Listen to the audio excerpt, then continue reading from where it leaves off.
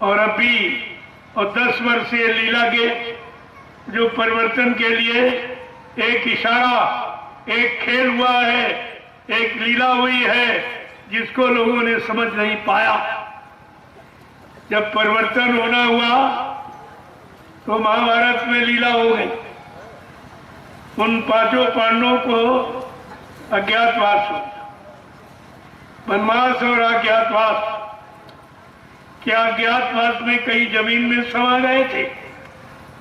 सबके सामने रहे, थोड़ा थोड़ा रूप बदल लिया और काम, और सब बेचारे सबके सामने बने रहे, लेकिन किसी ने पहचान नहीं।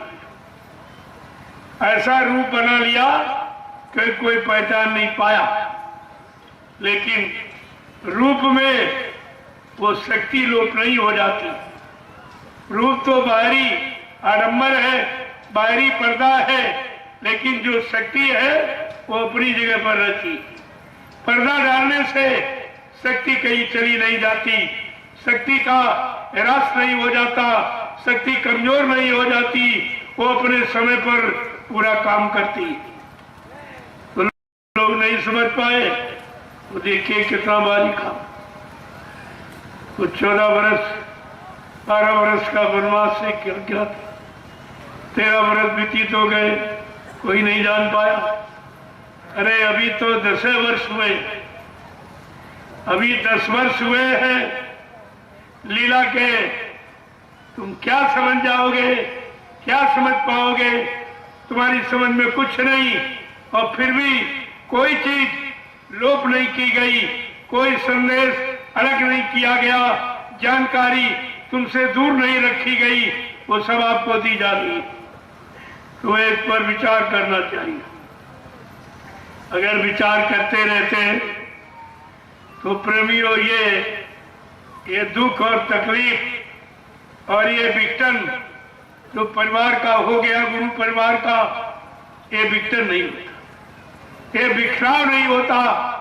लोग आपस में एक दूसरे के प्रति प्रेम समाप्त कर दिए हैं।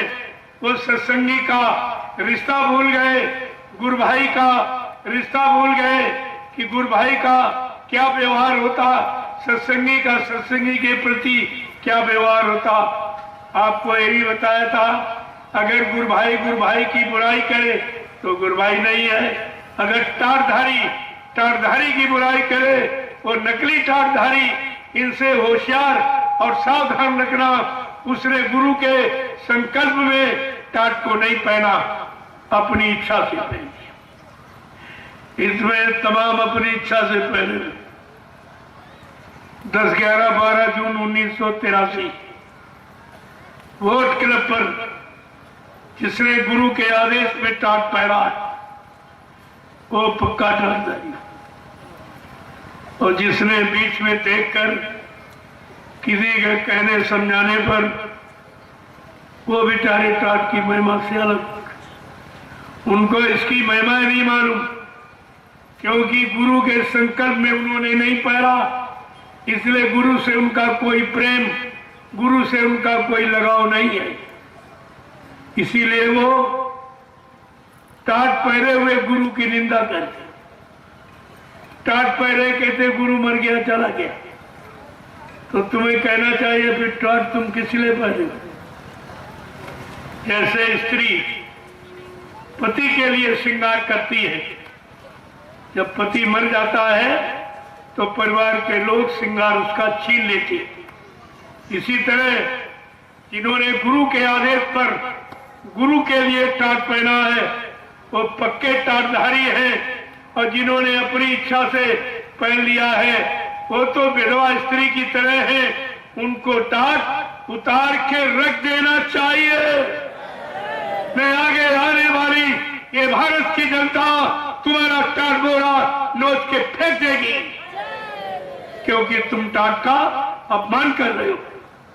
बाबा जी ने कहा था मैं टाट की पूजा कराऊंगा, टाट का इतिहास बनाऊंगा, और ये भी वोट क्लब पर कहा जो अपनी इच्छा से टाट बोरा पहने या उतार दे उसको सत्संगी मत मानना, वो भविष्य में कोई बहुत बड़ा धोखा दे सकता है। आप ये क्यों नहीं समझ पाए?